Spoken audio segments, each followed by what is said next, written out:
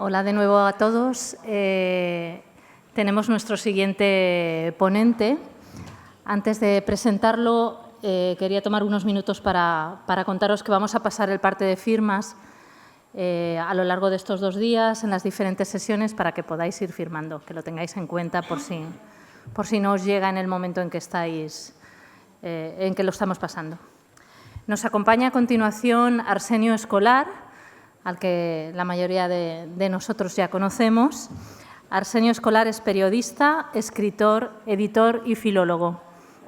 Es licenciado en Periodismo y en Filología Hispánica por la Universidad Complutense de Madrid, donde también siguió estudios de Pedagogía.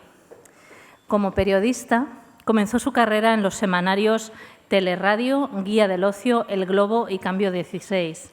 Posteriormente fue director fundador de Diario 16 de Burgos en el año 89, redactor jefe y fundador del diario El Sol en el 90, subdirector fundador y posteriormente director del diario Claro, subdirector del diario 5 Días en el 92, subdirector del diario El País en el 96 y fundador en el año 2000 del diario 20 Minutos, del que fue su director desde el año 2000 al 2017.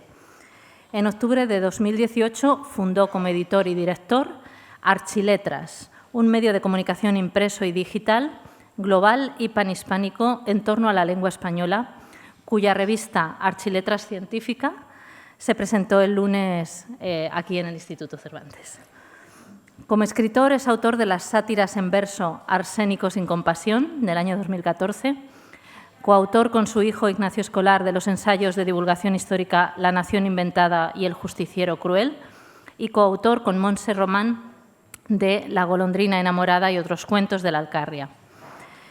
Arsenio Escolar ha ganado diversos premios periodísticos y literarios, entre ellos el Francisco de Cossío de Periodismo de la Junta de Castilla y León, el Victo de la Serna de la Asociación de la Prensa de Madrid como periodista del año en el 2006 y el Premio de Periodismo Digital José Manuel Porquet en el año 2007. Por último, también es merecedor del Premio Talento Comunicativo de la Universidad Complutense en el año 2012.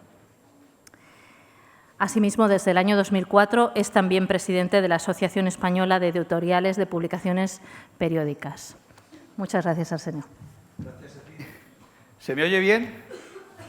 Bueno, gracias. Buenos días a todos. Encantado de estar en esta casa, Richard, Rebeca, todos. Últimamente ya parezco parte del paisaje, porque el lunes pasado, como os contaban, estábamos presentando aquí la tercera pata, pilar, de un proyecto que emprendí hace un año, que es una revista o un medio de comunicación en torno a la lengua española que se llama Archiletras, que tiene, os recomiendo encarecidamente que la conozcáis. Tiene un pilar digital, archiletras.com, una revista impresa de divulgación sobre lengua que se llama Archiletras a seca, trimestral, ya llevamos 4 números. Y lo que presentamos el lunes pasado aquí, Archiletras Científica, que es una revista de investigación en torno a la lengua y a la literatura. Y acaba de salir. Bueno, la verdad es que no sé, Richard, por qué acepté tu invitación. Porque te quiero, sí, y porque me enredas. Yo te enredé a ti hace un año cuando te dije voy a fundar un medio de comunicación en torno a la lengua, a ver cómo me podéis ayudar desde el Cervantes, y en justa reciprocidad no te podía decir que no, ¿no? No, digo que iba a decir lo que dice la Martirio en una de sus canciones, con lo bien que estaba yo callado, que le dije, bueno, cuando me dijo, dice, ¿quieres intervenir en el curso de verano del Cervantes este año? Y dije, bueno. Y siempre dices, bueno, pensando que el día no va a llegar. Y luego llega el día. Y la semana antes dices, ay, Dios mío, si no tengo más que 4 notas mal tomadas, ¿no? Y no me paraba a pensar sobre esto que dice Richard, el futuro de la lengua española en el mundo, el curso, dice, y te ha tocado a ti precisamente lo de en Internet. En Internet. Esto no es una clase en un curso. Esto es obligarme a hacer prospectiva y nada más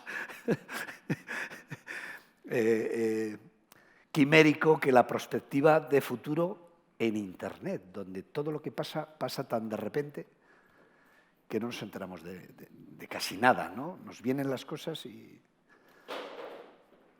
¿Cuántos de vosotros ha utilizado, levantad la mano, en las últimas 24 horas Google? Casi todos. ¿Cuántos de vosotros tiene WhatsApp? Todos. ¿Cuántos de vosotros tiene cuenta en Twitter? Muchos. Bueno, WhatsApp hace 21 años no existía, ¿vale? No existía. Se fundó a finales del año 98. Twitter se funda en el año 2006. WhatsApp se funda en el año 2009, o sea, tiene 10 años, nada más. A que las tres cosas o las tres herramientas os han cambiado la vida. A todos, nos ha cambiado la vida a todos, ¿no? Internet nos ha cambiado la vida a todos. Internet, los orígenes remotos de Internet son de finales de los años 60, pero cuando empieza a ser un fenómeno que ya se veía que iba a ser lo que iba a cambiar nuestra vida y la de las generaciones contemporáneas para siempre, es solo a finales o a mediados de los años 90. O sea, hace 25 años vivíamos sin Internet, no teníamos ni idea de qué era eso y no sabíamos la que se nos venía encima. Igual que nos ha cambiado la vida Internet en general o herramientas concretas como son Google, como es Twitter o como es WhatsApp, ¿os imagináis la cantidad de herramientas que van a hacer este año, el próximo año, el siguiente y el siguiente, que nos van a volver a cambiar la vida y que nos van a estar cambiando la vida continuamente a lo largo de toda nuestra vida? Infinitas. O si no infinitas, muchas, muchísimas, multitudes. Yo no sé si os acordáis, cada uno de vosotros, de la primera vez que oísteis la palabra Internet. ¿Alguno de vosotros se acuerda cuando oyó que hay una cosa que se llama Internet? Yo sí me acuerdo. Yo era su director del diario 5 Días, un diario financiero, y el año 94 nos mandaron... El diario 5 Días es un diario del grupo Prisa, el editor del diario El País, de 5 Días, de la SER, del diario AS, y tiene una escuela de periodismo El País, hace el máster del País, y nos mandaban a los distintos medios del grupo becarios en verano a hacer prácticas. Y ese verano nos llegaron dos becarios listos que se llamaban, eran listos todos, ¿no? Pero aquellos dos eran talentosos o talentudos como no he visto cosa de la manera, ¿no? Dos becarios muy pesados, Rosalía y Pepe, que me dijeron que había una cosa que se llamaba Internet que nos iba a cambiar la vida. Y se pusieron tan pesados que ya les dije, oye, ¿por qué no lo contamos en el periódico? Entonces nos inventamos un suplemento que en principio va a salir de un lunes a un viernes, 5 días, se llamaba 5 días porque salía 5 días a kioscos, salía de lunes a viernes. Y nos inventamos un suplemento y lo llamamos Hágase internauta en 5 días, con esa pretensión nuestra, que en 5 días les íbamos a enseñar a los lectores el mundo de Internet, ¿no? Del que no sabíamos nada, nadie en la redacción, salvo los dos becarios. Y lo hicieron con tal éxito que de repente a ese humilde periódico financiero que no vendíamos un colín, agotábamos en kiosco. O sea, compraban el periódico. Decíamos, ¿qué es esto? O sea, ya estaba empezando a rular que había algo en el ambiente que iba a cambiar nuestra vida. Bueno, tal fue el fenómeno que cuando los kiosqueros nos llamaban diciendo que habían agotado, cosa que no había pasado en la historia del periódico jamás, pues ya les junté a los becarios y les dije, oye, hay que hacer una segunda vuelta, vamos a aprovechar esta oportunidad de mercado y seguir vendiendo una semana más. Y entonces inventaron la segunda semana y era, ahora examínese a ver si ya usted es internauta en 5 días. Bueno, uno de esos becarios, unos cuantos años después, un día comiendo, no se me olvida, finales del 98, me dijo, ha salido una cosa alucinante. Dice, vengo de Estados Unidos, ha salido una cosa alucinante. Ya no era becario, ya era un señor muy experimentado como periodista. Dice, conoces a una chica en una fiesta, ¿vale? Te quedas solo con el nombre. Entras en esta cosa que ha salido, pones el nombre y la encuentras. Y si eres un poco hábil, hasta el teléfono. Digo, anda, qué cosa más rara. ¿Y eso qué es? Dice, una cosa que se llama Google. O sea, me acuerdo perfectamente cuando escuché las dos cosas, la palabra Internet y la palabra Google. ¿Por qué os cuento todo eso? Para que seamos todos conscientes de la que estamos metidos. Esto de Internet, de las herramientas, de Google, de Facebook, de Twitter, de WhatsApp, de la cantidad de cosas que nos han venido y nos van a seguir viniendo, ha cambiado absolutamente todo el ecosistema de todo. Ya no hacemos nada en la vida como lo hacíamos hace apenas 2 décadas.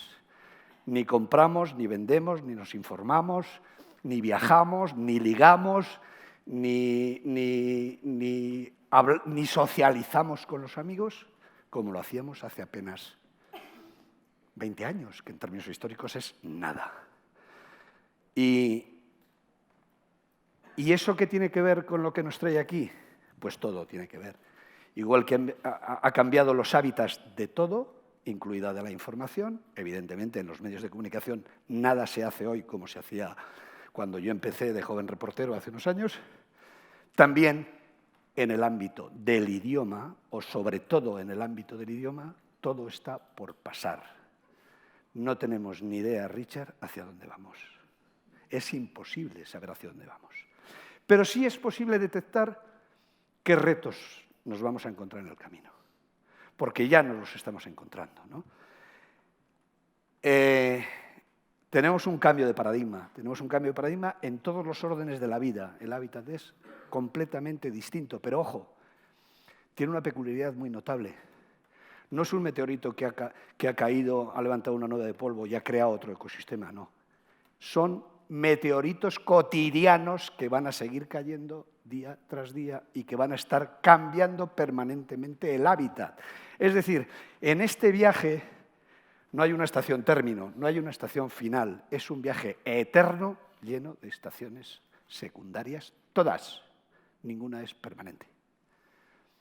Google se nos quedará viejo porque habrá otra herramienta que le superará y le pasará lo mismo a WhatsApp, y le pasará lo mismo a Facebook, y le pasará lo mismo a Twitter, y le pasará lo mismo a Instagram, y le pasará lo mismo a los medios de comunicación que están en el nuevo ecosistema, ¿no?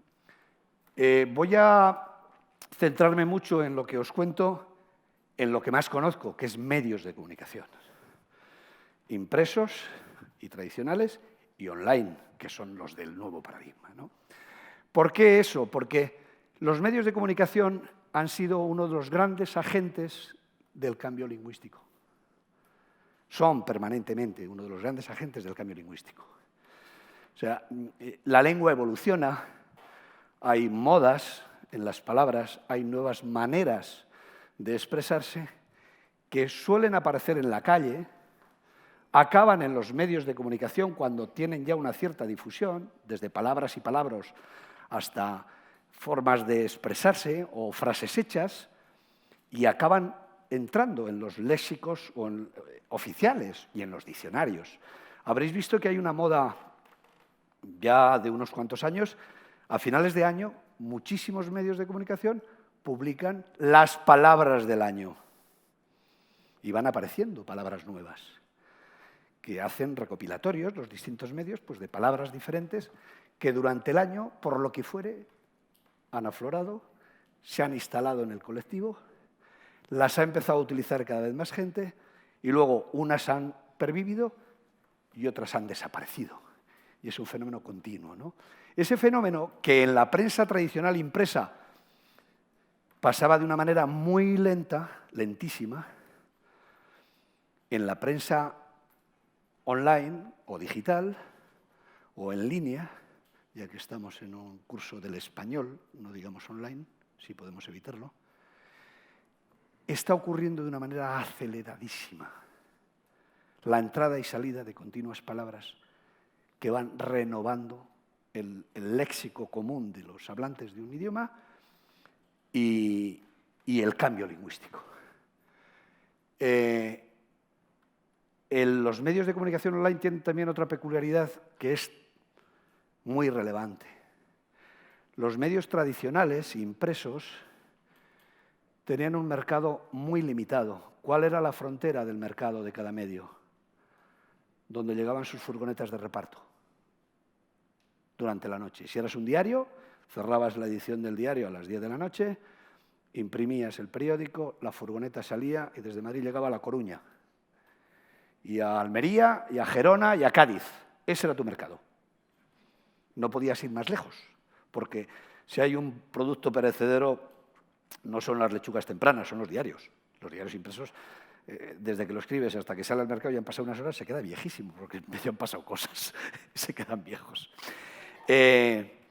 Los medios de comunicación tradicionales hablados, como la radio, también. ¿Cuál era su mercado? La licencia que tenían y la capacidad de la onda para la que tenían una licencia. ¿Y qué ocurre con los medios online? ¿Cuál es el mercado natural? ¿Cuál es la frontera del mercado de cada medio natural? Ninguna. El idioma. La única frontera es el idioma. O sea, el medio más pequeño, Somos Malasaña, que está aquí al lado, publica instantáneamente, ahora, en este momento, un redactor de Somos Malasaña, una información relevante de Malasaña y puede ser leída en Australia al instante. Es decir, el más pequeño medio de comunicación online o en línea, su mercado es el planeta. O por lo menos los hispanohablantes, que es como decir un mercado global. Ese cambio es tan relevante que también influye en lo que nos ha traído aquí, ¿no? ¿Cuál es el futuro del español en Internet? Os decía, cambio de paradigma, cambio de hábitat, cambio constante de hábitat, o sea, ya no tendríamos que hablar de hábitat en singular, hay que hablar en plural, porque los hábitats van a ir sucediéndose uno detrás de otro y nos parecerá viejo cosas que hoy nos parecen ultramodernas. Todo ha cambiado en las últimas 2 décadas y todo va a seguir cambiando para siempre. ¿Qué tenemos hoy en nuestra lengua, ¿no? Pues tenemos un presente esplendoroso. Segunda lengua del mundo como lengua materna, tercera lengua del mundo en hablantes totales, 480 millones de hablantes como lengua materna, 100 millones más como lengua estudiada o aprendida, 21 millones de estudiantes de español actualmente en el mundo, de ellos 8 creo en Estados Unidos, 6 creo en Brasil, y el 7,6% de la población mundial que puede comunicarse en nuestra lengua. Eso es lo que tenemos. Vale, parece muy bien, está muy bien, pero hay peros. Solo somos la 4ª lengua en contenidos digitales. Y atención, acabamos de decir que lo digital e Internet es el gran factor de cambio y de futuro. No somos la 2ª, somos la 4ª. Solo somos la 6ª en impacto de nuestros contenidos científicos en español. Como 2ª lengua, solo somos la número 8 del mundo, por detrás de idiomas como hoy el inglés. Las erratas son las últimas que abandonan el barco. Debiera decir inglés, no inglés.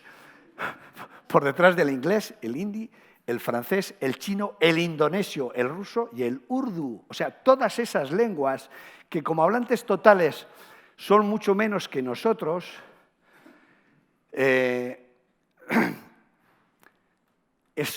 están por delante de nosotros como 2ª lengua de alguien. Solo somos la 9ª lengua en Wikipedia. Y eso es un desajuste preocupante. O sea, la gran enciclopedia mundial, y además colaborativa, porque la hacen millones de personas en todo el mundo, donde se informa a gran parte de la población mundial para cosas básicas, no somos ni 2ª, ni 3ª, ni 4ª, ni 5ª, somos 9ª, solo 9ª. Y en en medios de comunicación, que es lo que más controlo o más conozco, No hay ningún grupo de medios de comunicación en español en las 20 primeras posiciones, y eso es extraordinariamente preocupante. Hay una agencia mundial que mide el tráfico online de los medios de comunicación digitales, que se llama Comscore, mide prácticamente todos los mercados del mundo, en todos los países, y tiene rankings mundiales también. En el ranking mundial de medios de comunicación, de grupos de medios de comunicación, porque en el mundo de los medios de comunicación se habla de tráfico de medios agregados. ¿Qué son medios agregados? Aquellos que son propiedad de un mismo grupo. Pues aquí el Grupo Prisa, por poneros un ejemplo. Dentro del Grupo Prisa está El País, 5 Días, los 40 Principales, la cadena SER, el Huffington Post. Todo eso es parte del mismo grupo. Pues en grupos de medios agrupados, de tráfico agregado, ninguno en español en las 20 primeras posiciones. ¿Quién está en las 20 primeras posiciones? Y dejadme que busque las gafas, porque ya no veo nada. El primero, un grupo de medios chino, en China. En chino. El segundo, la CNN, en inglés. El tercero, la BBC, en inglés también. CNN, inglés de América, BBC, inglés de Inglaterra, de Londres, ¿no? En las 20 primeras posiciones, muchos más medios en chino, en inglés, pero también, atención, en el idioma de la India, que es el hindi, y en portugués. Hay un grupo de medios en portugués en las 20 posiciones, el grupo O Globo de Brasil. Para encontrar el primero en español, en el puesto 21, el grupo Prisa, ¿vale? En la posición 28 del ranking mundial de medios, de grupos, Unedisa, que es la editora de El Mundo, Marca, Expansión, todo eso es parte del mismo grupo. En el puesto 34 del ranking mundial, el grupo Eneo, que es un grupo de Zaragoza, que tiene dentro como su principal medio online 20 Minutos, el diario que yo dirigí y fundé. Puesto 34. En el puesto 36, el grupo Vocento, que es el editor de ABC, del Correo de Bilbao, del Diario Vasco, de La Verdad de Murcia, del Ideal de Granada, puesto 36. En el puesto 41, el grupo Godó, que es el editor de La Vanguardia, el diario Mundo Deportivo y varios medios más, ¿no? Entre el 50 y el 100 hay otros cuantos grupos en español. Prestad atención: Grupo Z, Grupo El Confidencial, El Español, OK Diario, eldiario.es y El Comercio de Lima. ¿Por qué hago este énfasis en el I? Todos los grupos que tenemos entre los 100 primeros, todos salvo uno, son de España. Y eso está muy bien visto desde aquí, pero está muy mal visto en global. ¿Qué quiere decir? Que no tenemos todavía, en los grandes países hispanohablantes del otro lado del Atlántico, no tenemos medios o grupos de medios tan relevantes como para garantizarnos que en el futuro vamos a tener posiciones de liderazgo en el mercado de medios, ¿no? Es el grupo El Comercio de Perú, que ocupa la posición 90 del ranking mundial de medios. El siguiente grupo hispanohablante no español es El Tiempo de Bogotá, en la posición 109. Después, un grupo chileno en la 116. Y después hay que irse hasta la posición 134 para encontrar un grupo mexicano, pese a que México tiene, como bien sabéis, 120 millones de hispanohablantes. O sea, aquí hay un punto de debilidad en nuestro futuro. No solo por las posiciones retrasadas, pero al fin y al cabo dentro de los 100 primeros, de los grupos españoles en español, sino por la posición todavía muy en segunda división, y no quiero hacer ninguna peyoración con esto, de los grandes países hispanohablantes. Es decir, si México, que tiene 3 veces más habitantes que nosotros, si Colombia, que tiene más habitantes que nosotros, si Argentina, que nos va a pasar en población en muy pocos años, no logran colocar grandes grupos de comunicación en este ranking en el futuro, tenemos un problema como idioma, como comunidad de un mismo idioma.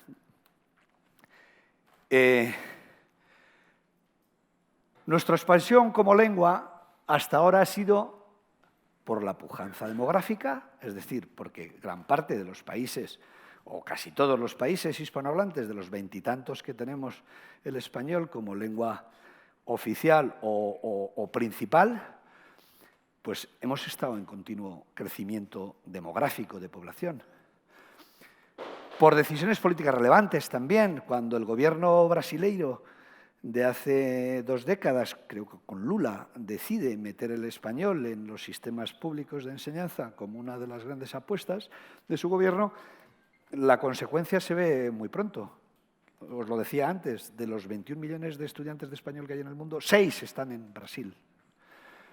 O como la decisión del gobierno chino de primavera del año pasado, que ha metido el español como lengua, una de las lenguas optativas de enseñanza, creo que secundaria, lo que ha multiplicado la demanda allí de profesorado para enseñar español a los jóvenes chinos. O sea, hemos crecido hasta ahora por pujanza demográfica de los países hispanohablantes, por decisiones políticas relevantes en otros países, por el despliegue de actividad de las grandes instituciones que se dedican a la enseñanza del español como lengua extranjera, y no quiero hacer un halago a esta casa, porque es evidente que si la labor que ha hecho esta casa durante ¿cuántos años ya, Richard? El Cervantes existe desde hace 20 tantos años, ¿no? Sin esta labor, pues 26 años, pues no hubiera sido nada igual, ¿no? O no solo el Cervantes y la Real Academia Española, con todo el liderazgo que ha ejercido con la Asociación de Academias, con ASALE, las grandes universidades que han apostado de una manera muy fuerte con el español como uno de sus grandes atractivos de formación internacional o mundial, pues desde la Universidad de Salamanca, la de Granada, la de Alcalá, la Nacional Autónoma de México, la de Buenos Aires. No solo eso, también instituciones y escuelas como Timor, Fedele ya, pero Fedele, que lidera la presidenta Timor. Aquí tenéis a un referente tal. Lo digo en serio, sin esos factores no tendríamos esas posiciones que veíamos antes, no las tendríamos. Sin toda esta labor de muchas instituciones públicas y privadas de apostar por el español, no hubieran sido posibles. Sigo. También en nuestra expansión, por el creciente peso del mundo hispanohablante en la geopolítica internacional. Muchos de los países hispanohablantes han estado o están de moda, y digo de moda sin ningún sentido de animadversión, al revés, como una virtud, ¿no?, en la comunidad internacional. Hubo una moda española, con la movida y con otras cosas, ha habido modas argentinas, ha habido modas colombianas, para bien, que ha despertado el interés de muchos hablantes y jóvenes y no jóvenes de otras lenguas que han dicho: yo quiero aprender español, porque a lo mejor algún día, por necesidades profesionales o culturales o turísticas o de lo que fuere, voy a acabar necesitando el idioma español, ¿no? También nuestra expansión algo ha contribuido los medios de comunicación, aunque menos, como veíamos antes, y también la tecnología, aunque menos. No somos punteros en tecnología. El conjunto de los países hispanohablantes. Y al no ser punteros en tecnología y estar pensando o debatiendo si no es la tecnología nuestra punta de lanza de futuro, tenemos un problema. ¿Cuál va a ser ahora los factores de crecimiento del futuro? La demografía sí, pero le queda poco. Ya hay muchas previsiones para 2050, y no digo ya para 2100, donde buena parte, o unos cuantos, de los países hispanohablantes van a decrecer en población, incluido España.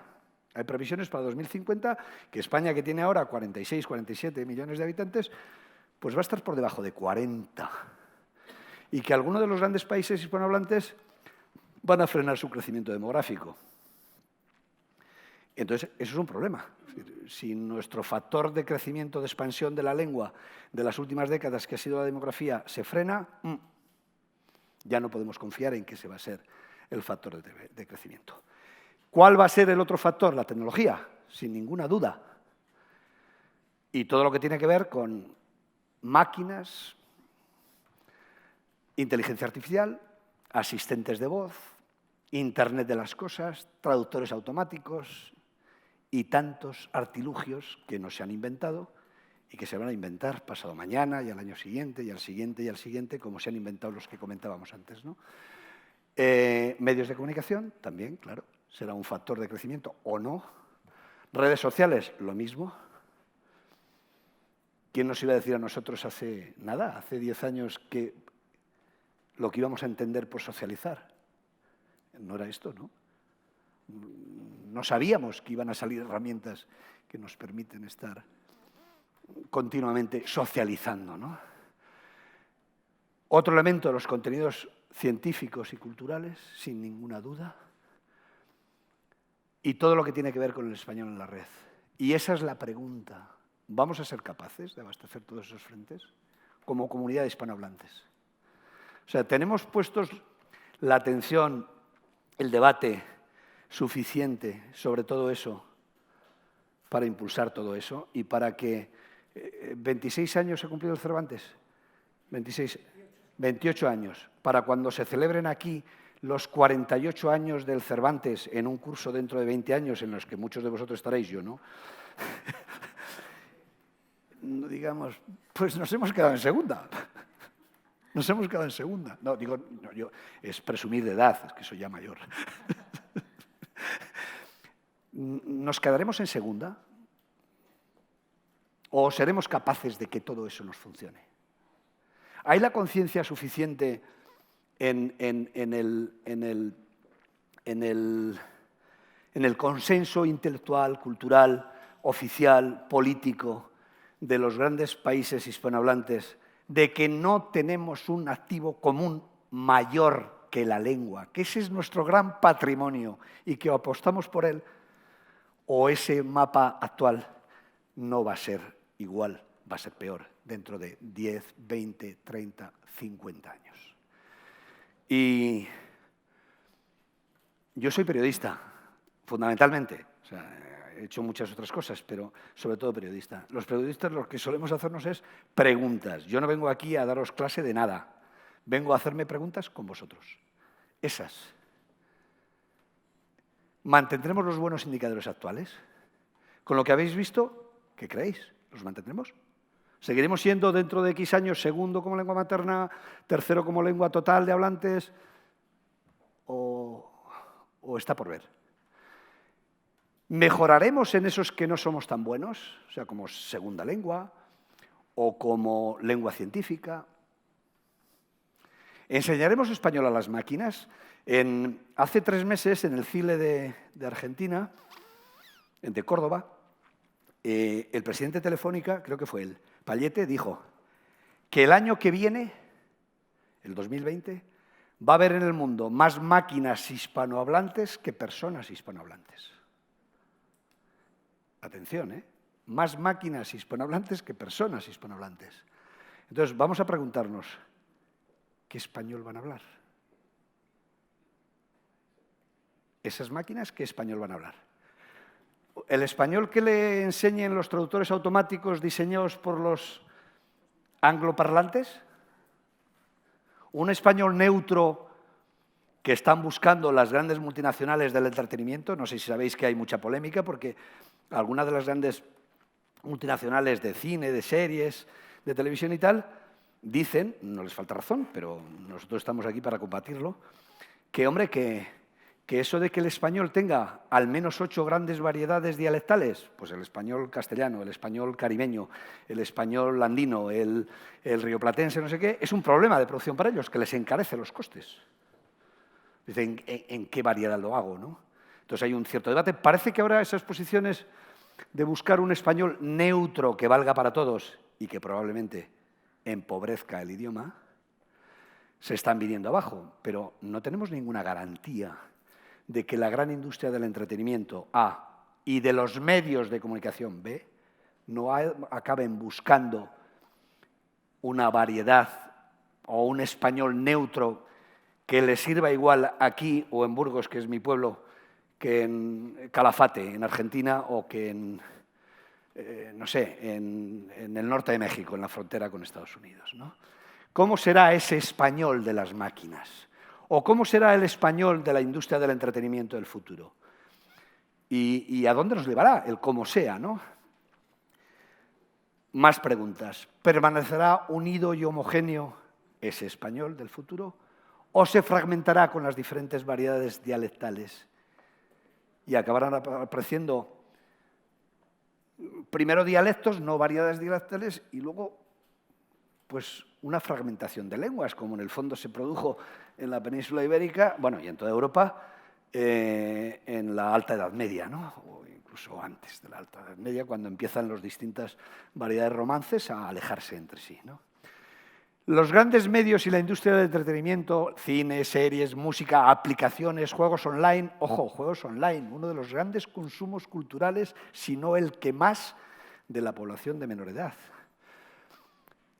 Propiciarán un español neutro por motivos de costes industriales. ¿Y eso dónde nos lleva si es así? ¿Cuánto pesarán en el cambio lingüístico dos grandes movimientos actuales que están pasando ahora en nuestra sociedad y en muchas otras sociedades avanzadas, ¿no? El del lenguaje políticamente correcto y el del lenguaje inclusivo. ¿Eso cómo va a influir en el futuro del español? Porque va a influir, no sabemos cuánto va a impactar. ¿Es una moda pasajera o es algo que realmente va a tener calado a lo largo del tiempo, ¿no? Más preguntas. ¿Estamos ante una nueva oleada histórica de préstamos? Nuestra lengua ha vivido siempre de los préstamos. No me sé la historia de otras lenguas, pero repasad conmigo la historia del español. El español o el castellano, que nace hace 1100 años, no sabemos exactamente cuánto, primero con una, digamos, evolución del latín tardío, y luego con préstamos pues, de la lengua vasca, que la tenían al lado, de lo que quedaba de las lenguas prerromanas, de la península, luego con préstamos del francés con el Camino de Santiago, con el fenómeno del Camino de Santiago, que trae muchos términos, luego préstamos del árabe infinitos, porque hay estudios que dicen que en la lengua actual tenemos hasta 4000 préstamos del árabe, luego préstamos del italiano en el Renacimiento, luego préstamos otra vez del francés con la Ilustración, el 18, luego préstamos del inglés con la eclosión de la Revolución Industrial y la gran potencia mundial nueva, que es China. ¿No nos dará préstamos? Seguro, ¿no? Somos una lengua permeable, por fortuna, y está muy bien, pero los términos de la lengua china acaban entrando. Y quien dice el chino, pues el hindi, o el árabe, de nuevo, que por pujanza demográfica puede pasarnos en unas décadas, en términos absolutos, ¿no? de hablantes. Esa es una historia muy interesante, lo de los préstamos, porque hay mucho debate en la sociedad de si hacemos bien o mal en tomar préstamos, ¿no? En adoptar o adaptar palabras de otras lenguas. Hay una especie de consenso de si vienen a sustituir a la nuestra, no. Si vienen a definir una nueva realidad que no tenemos definida en nuestra lengua, pues bienvenida sea, ¿no? Yo escribí hace poco una historia sobre préstamos en una revista que tenemos en la Asociación de la Prensa de Madrid y me encontré con una cosa muy curiosa, un estudio de una profesora de la Universidad de Murcia, creo que era, sobre la prensa de la primera mitad del siglo XIX española, en español, perdón, porque estudiaba también un medio mexicano, y los préstamos ahí. Y era tremendo, estaba lleno de palabras inglesas. La prensa de hace 200 años. O sea, no es nuevo estas polémicas de si tenemos que decir online o en línea. No es nuevo. Está en la historia de la prensa desde el principio de la prensa, ¿no? Y es curioso como muchas de las palabras que aparecen en esos periódicos que estudió esta profesora en la primera mitad del siglo XIX, ahora están en el diccionario y además están totalmente adaptados. No ha sido una traslación automática, sino que se han adaptado completamente hasta el punto de que hemos olvidado que son préstamos. Ya no sabemos que son préstamos. Túnel es un préstamo, pero nadie diría que es un préstamo, ¿no? Entonces, pregunto, ¿nos pasará eso lo mismo con el chino?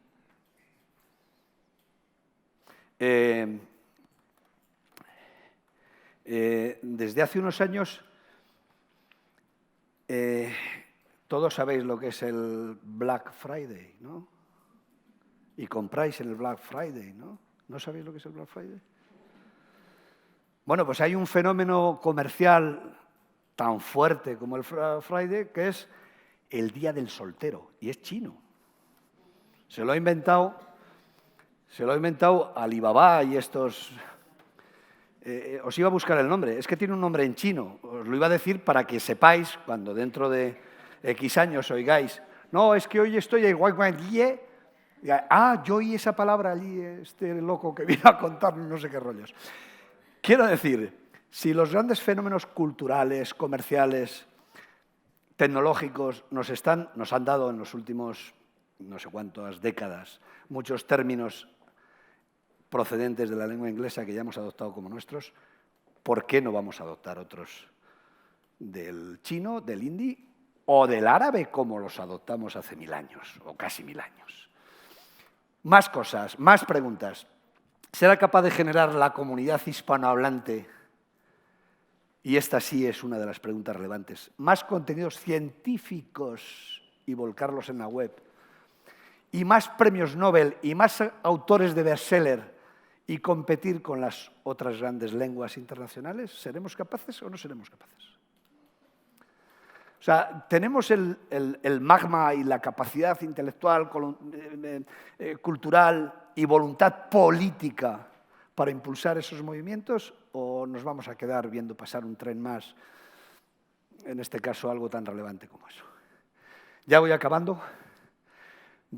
Os decía al principio, el hábitat ha cambiado, está cambiando continuamente, y os quiero rematar mi confusa exposición hoy con esa frase de Darwin.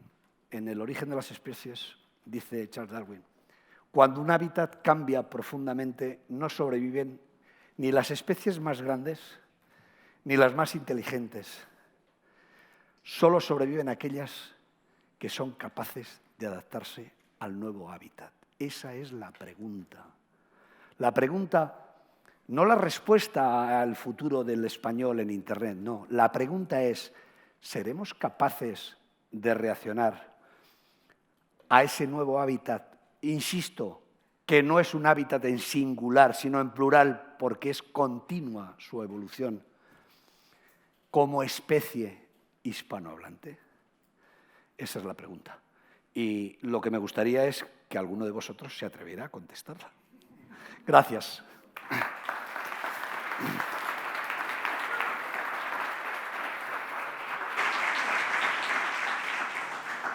¿Preguntas o respuestas? Lo que queráis. Si tenéis preguntas o comentarios que hacer.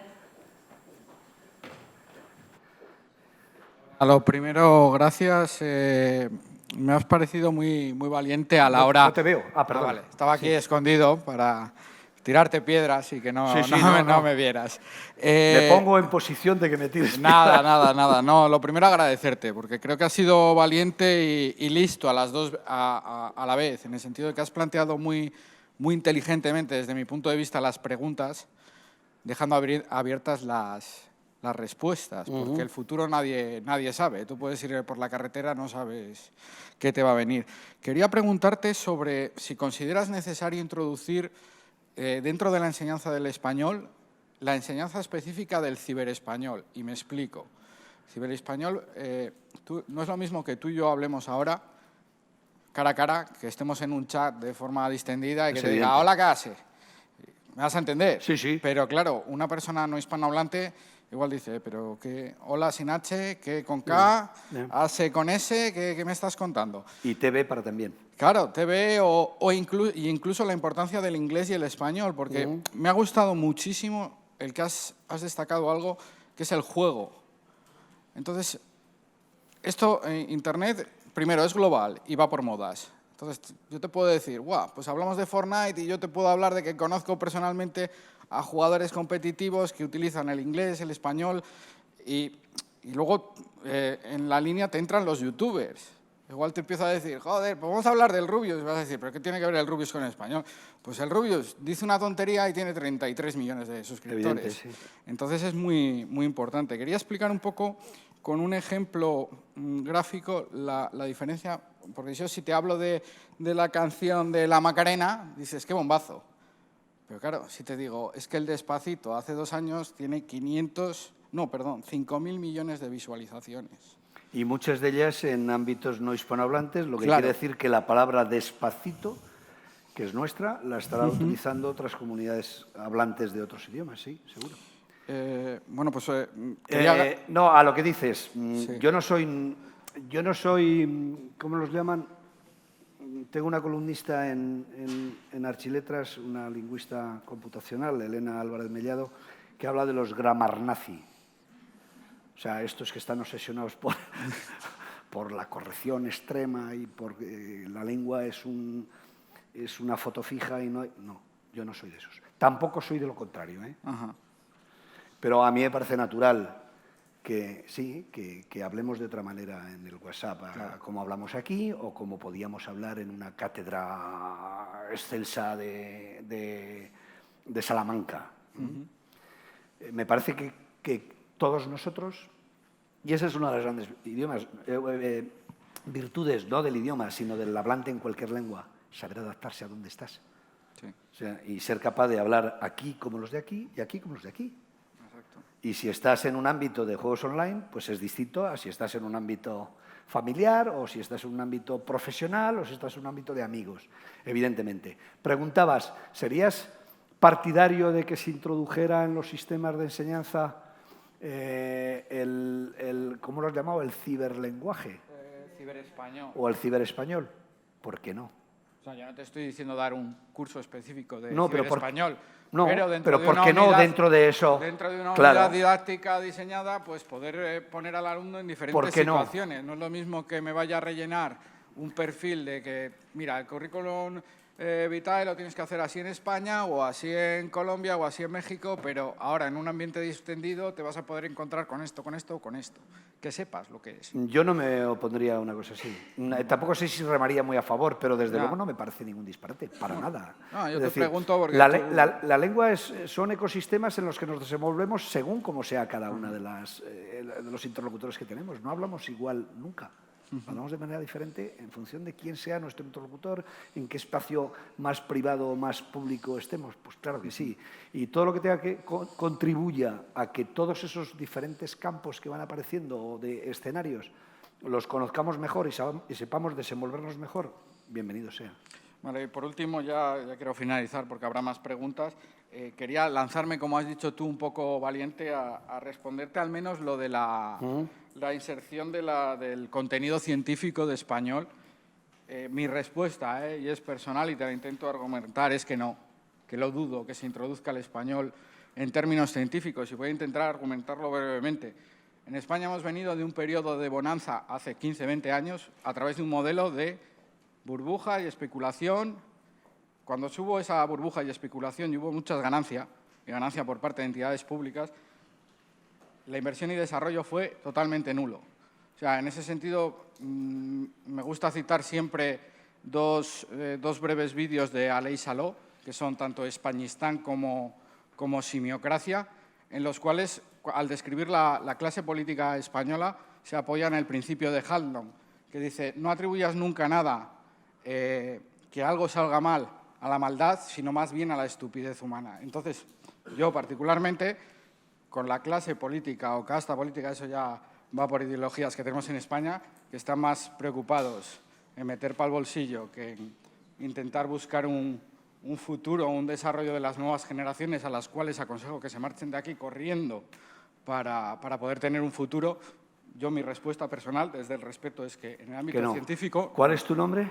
Fernando. ¿Y los demás opináis como Fernando? ¿Sois tan pesimistas como Fernando? Vale. Primero es el debate. No, pero eso enriquece. O sea, claro que eso sí. no hay problema. Pues Gracias, muchísimas Fernando. gracias. Gracias a ti. Bueno, yo vengo de un centro de lengua en Granada, de la Universidad de Granada, el Centro de Lengua Moderna. Habitualmente estamos trabajando con estudiantes en Estados Unidos, Sí. pero últimamente estamos abriendo también el camino, sobre todo a India y a China. Sí. Yo, al hilo de estas reflexiones que estamos tratando esta mañana, tú acabas de mencionar algo que a mí me interesa mucho, que es el ámbito público frente al ámbito privado. Y contestando un poco al pesimismo del compañero de que la comunidad hispanoamericana no será capaz de crear contenidos digitales en Internet, contenido científico en Internet, yo pienso lo contrario. Yo pienso que sí, que hay una potencialidad, pero mi duda está en: ¿debemos institucionalizarlo o debemos pasar al ámbito, a buscar ayuda en el ámbito privado? Privado, ya. ¿Y qué crees? Pues que no sé cuáles serían las vías. Hago una pregunta, no creo nada. Como tú, tengo también alma de periodista. ¿no? Probablemente las dos, ¿no? ¿Cómo? Hombre, en todos los países hay ministerios de cultura, hay departamentos de I+D en las administraciones públicas, hay direcciones generales, secretarías de Estado, no sé qué. Seguro que tienen muchas cosas que hacer y que aportar. Y luego hay muchas maneras de fomentar la actividad privada en determinados campos, muchísimas. Bueno, por ejemplo, llegamos si las sociedades, la nuestra, la española y las otras sociedades, digamos, del mundo hispanohablante, son conscientes de que la lengua tiene el valor que tiene, que yo lo dudo, ¿eh? Creo que no lo somos suficientemente conscientes. Pero el día que lleguemos a ser conscientes de todo eso, no es una gran apuesta de futuro como colectivo. Ya no digo como colectivo hispanohablante, el apostar por la lengua. Claro, Uno de los grandes déficits, parece evidente, ¿no? Todos los informes que lees, dices, tenemos contenidos científicos en la red mundial, un déficit en español, evidente. ¿Nos resignamos o qué puede hacer cada cual para intentar que el déficit no sea mayor y se vaya cerrando? Público, privado, todo. ¿Y cómo conjugar las dos cosas? A ver, por ejemplo, ¿Cuál es tu nombre? Perdón. Javier, en determinado momento alguien nos habló de una cosa que se llamaba cambio climático, ¿no? Y luego acabaron las sociedades pensando que tienen que invertir en paliarlo, y grandes debates. En algún momento también tendremos que debatir o tendrá que debatir el consenso político o el debate público de las políticas públicas, que esto es relevante. Y entonces tendrá que tomar medidas. De apuesta, yo no digo de freno, es decir, no hay que frenar el desarrollo de otras lenguas, para nada, pero hay que potenciar la nuestra, ¿no? Claro que hay potencial. Potenciarlo. No sé, por ejemplo, yo tengo la experiencia Toda la labor que ha hecho el Cervantes en 28 años, ¿imaginamos cómo sería el panorama que tendríamos aquí si no hubiera sido esta labor? Claro, efectivamente, pero por ejemplo yo tengo la experiencia de mis estudiantes norteamericanos cuando terminan el curso. Me dicen muy preocupados: profe, es que el problema ahora es que cuando yo vuelva a Wisconsin, a mi estado, a mi ciudad, a mi pueblo, no voy a poder seguir practicando el español. El español, ya. Porque no tengo a nadie… pues, por ejemplo, ahora que economía colaborativa y que el uso de las redes sociales está generalizado, todavía no se ha desarrollado. Pero ese alumno tuyo, Javier, puede entrar en medios de comunicación en español. Metedlo en los programas también, que se enganchen a medios de comunicación en español. Es una manera... Os decía antes, las fronteras de los medios de comunicación ahora son solo el idioma. Claro, pero si tiene una pequeña pericia ya en español, podrá leer el Marca y mantendrá el Marca o cualquier otra cosa. Esa recomendación ya la tienen, eso ya se lo decimos durante los cursos, vamos, supongo yo que cualquier docente lo hará. La preocupación de ellos es más a nivel práctico, es decir, ¿cómo puedo salir a la calle y hablar con alguien en español? Estando yo en un estado en mitad de los Estados Unidos donde no hay nadie más que tú que hable español.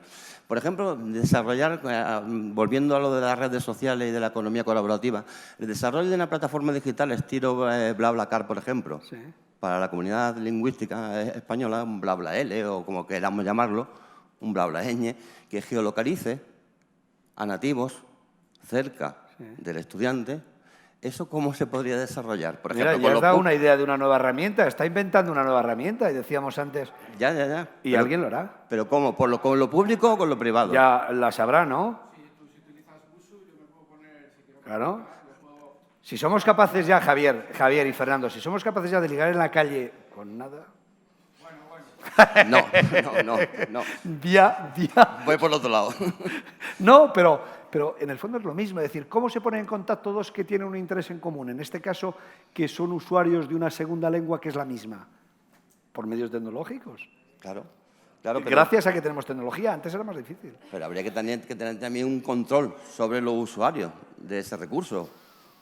No lo sé. Es decir, no vamos a decirle a una chica americana de 20 años... Creo que te ha dado miedo tu propio invento. No, lo tengo muy desarrollado, lo vengo desarrollando desde el año 2013, así que fíjate. Bueno, Gracias, Javier. ¿Alguien más quería aquí intervenir? Sí. Retomando... Perdón. ¿Sí? Había una palabra tomada antes aquí, si no te importa, y ahora vas tú. Vale. Porque yo creo que tú ibas también con el mismo tema, ¿verdad? Bueno, yo muy breve. Yo, respondiendo a la pregunta que has dicho, yo vengo del mundo de la ciencia. Yo no soy del método humanístico ni de las letras, aunque ahora sí trabajo hace muchos años en este ámbito. Y cuando decía si sería posible recuperar el español, él ha dicho que no, pero habéis debatido.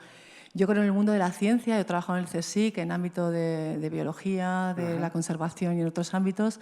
Yo viví el tránsito, además de cómo compañeros la vida les cambió. Gente que había publicado en el CSIC, en la revista española de entomología, en la revista del Museo de Ciencias Naturales, y de golpe cambió el modelo y se empezaron a evaluar por índices de impacto internacionales y, claro, tú no puedes cambiar ni tu vida ni tu currículum. Con lo cual, gente que había publicado muchos años y tenía un currículum en español, de golpe acabaron recuperando plazas en universidad y tal, pero de golpe se quedaron descolocados. Entonces, el modelo científico, el modelo de ciencias, está preparado para un modelo de comunicación anglosajón, o sea, en lengua en inglés. No creo que nadie que quiera realmente hoy en día progresar, hay muchos programas internacionales, muchas redes de financiación que son comunitarias entre países diferentes y tal. Que exigen inglés. Publicar en inglés. Claro, y es que además, quiero decir, creo que habría quizás posibles gestos que no estarían mal. No que fueran gestos que cambiaran, sino que al menos pusieran en valor y que deberían ser desde muy arriba con una voluntad institucional muy potente y posiblemente con Hispanoamérica para al menos generar alguna fortaleza que diera visibilidad. No la resolución del camino, porque yo creo que ese camino no tiene retorno. O sea, la comunidad científica, los químicos, los biólogos, la oncología, los investigadores de cáncer no van a publicar porque sus carreras científicas, sus financiaciones, lo que sea, van a ser por competición de curricular en inglés. Quizás sí se podría, por lo menos, generar una voluntad de gestos, de generar algo que también en español, pero no será para que tenga un peso en sus carreras posiblemente. O sea, yo en el ámbito de la ciencia, que sí lo conozco bien, creo que es una batalla que podemos maquillar y mejorar para visualizarnos, pero no cambiar el rumbo. Creo que a lo mejor en las humanidades tiene otro cariz. Recorrido. Pero en el ámbito, además, de hecho, las publicaciones donde la gente publicaba antes, pues hace 30 años, que tenían un peso cuando querías presentarte unas plazas de oposición, pasaron de golpe a no valer nada. O sea, un currículum que tú habías hecho con la Revista Española de Entomología porque eras entomólogo y estudiabas hormigas, de golpe... No valía porque estaba en español, claro. Porque cambió y se empezaron a valorar los currículos en base a índices de impacto, con lo cual yo conozco unos cuantos, pero una generación que había hecho pues, 15 años de investigación en revistas del Museo Nacional de Ciencias Naturales, tal, que tenía un currículum, el sistema cambió y se quedaron con el pie cambiado. Entonces, bueno, el ámbito de las ciencias creo que se puede ayudar, digamos, a que nuestra dignidad idiomática, por lo menos, asome la nariz, pero a darle un giro de 180 grados me da pena decir que no. Imposible. Sí. Gracias. Sí. Por allí, sí. Sí, hola. Bueno, retomando la idea que ha expuesto Fernando, bueno, yo soy Jaume, encantado. Aunque creo que soy muy joven para decir algo con mucho contenido, pero a lo que decías de cómo poner en contacto a gente nativa con usuarios del lenguaje, yo ahora mismo acabo de llegar de Manchester, que mi idea es estar un año. Vengo del mundo del derecho, no tenía ni idea... Bueno, mi ilusión es meterme en el mundo del español, cambiar mi trayectoria profesional. Y allí descubrí, a través de una amiga, una aplicación que se llama Meetup, que en inglés significa encuentro, meeting. Y oye, y funciona genial. O sea, cada miércoles en un pub de Manchester, pues ahí se reúnen alrededor de entre 20, 30, incluso 40 personas de edades muy dispares, desde los 18 hasta los 45, 50.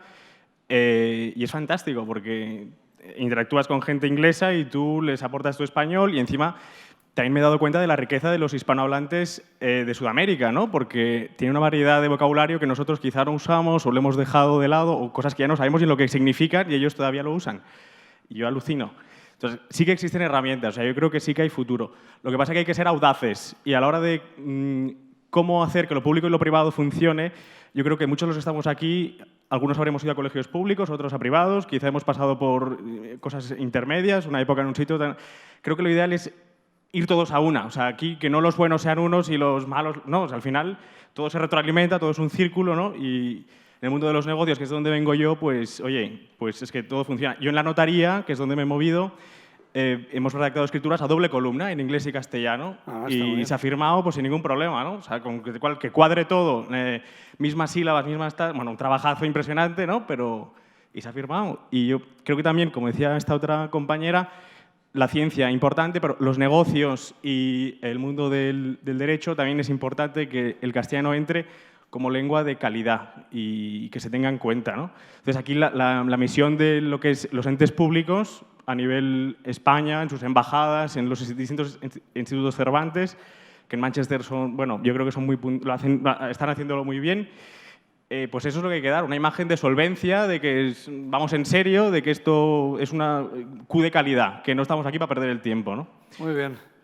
Eso es lo que diría yo. Gracias. Jaume, ¿has dicho? Sí, de Barcelona. O sea que además eres catalanohablante. Claro, sí, sí. Tienes ventajas. Bueno, alguna que otra. Te desempeñas al menos en 3 lenguas. Eso intentamos. Gracias. ¿Quién más?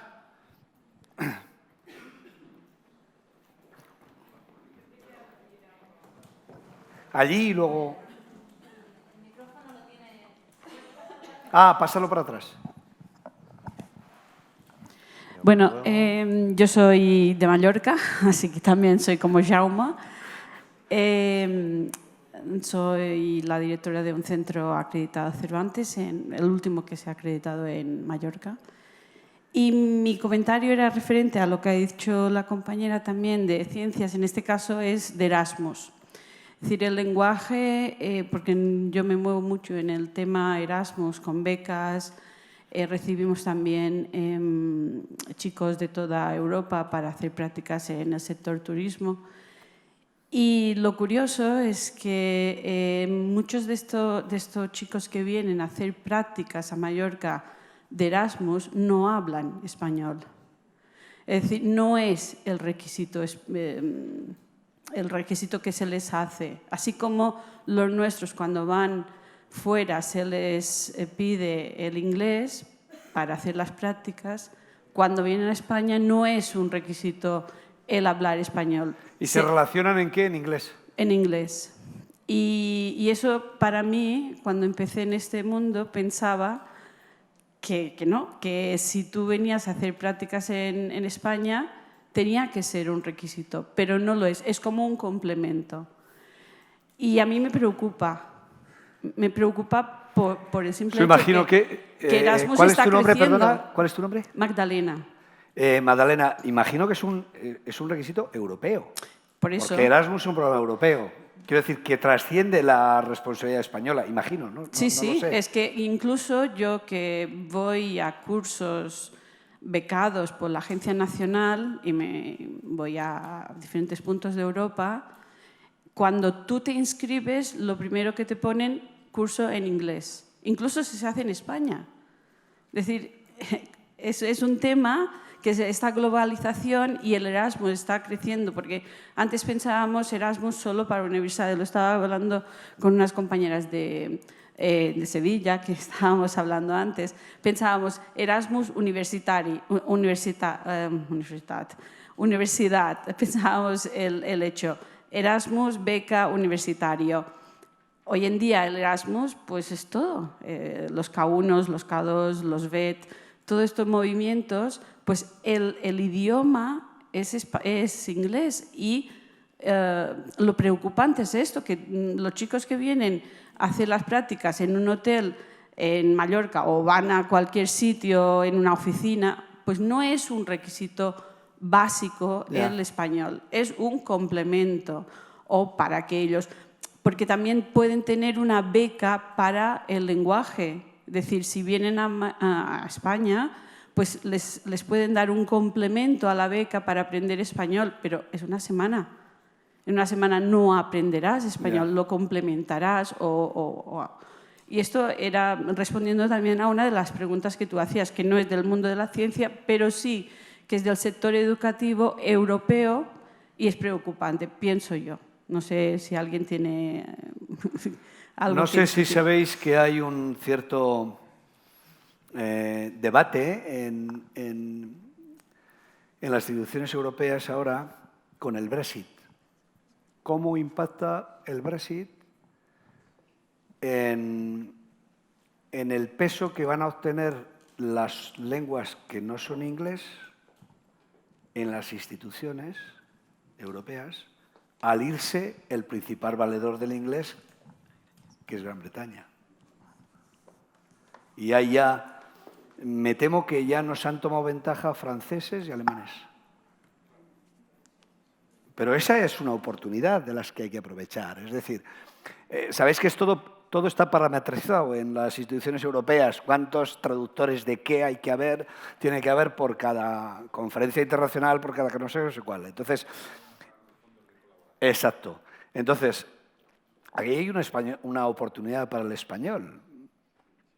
Es decir, si somos una de las grandes lenguas y ya estamos reconocidos en las instituciones europeas como tal, si ahora el principal valedor es verdad que se queda Irlanda, se queda Malta, que son... pero ¿por qué no aprovechar esa oportunidad para tener un poco más peso en las instituciones? Y hay quien está trabajando para bien en eso, en el gobierno, no este gobierno y el anterior. ¿Por allí había alguien? ¿O ya no nos queda? Nos quedamos casi sin tiempo. Había una pregunta pendiente, si es muy breve podemos... Bueno, sí, pues lo voy a intentar. Bueno, yo vengo de Alicante, estoy muy vinculada desde los orígenes con la Biblioteca Virtual Miguel de Cervantes. Ah, sí. Y yo sí que quería trasladar un mensaje, aunque sea en parte esperanzador, ¿no? A ver, la biblioteca forma parte de esos orígenes que tú aludías, el Pleistoceno, ¿no? De cuando Internet, o sea, la primera biblioteca, tal.